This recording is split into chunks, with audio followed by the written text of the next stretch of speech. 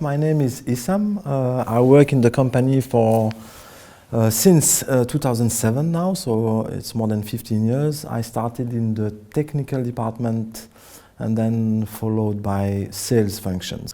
So we differentiate our solutions by listening to our customers. I think it's the first step. One experience or a success story in the welding industry would be a project that we had with a customer related to a big project in the Middle East. Expectation from the customer was to go fast and also to save money. We provided a unique solution to the customer and we succeeded in getting the project. The timing is always, you are always under pressure because the customer needs everything for yesterday, and so you need to be agile. The key factors for success are the following. I would say that the first one is the know-how of the company, because you need to meet the expectation from the customer and you need to understand what he needs, and so you need to have the know-how to develop the right solution. As I said before, I think that the timing is really important. So to involve the right people at the right moment is also key to get to the right solution.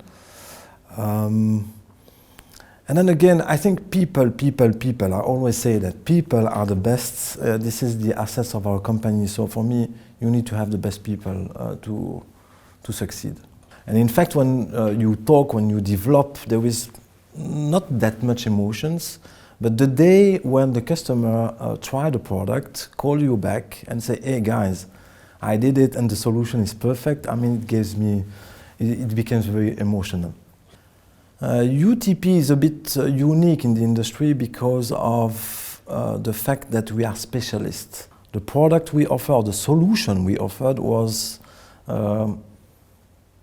meeting the expectation of the customer, which was go fast, so have a high productivity, and also decrease the cost of the project. So our solution and our team was able to develop a specific product to meet this expectation.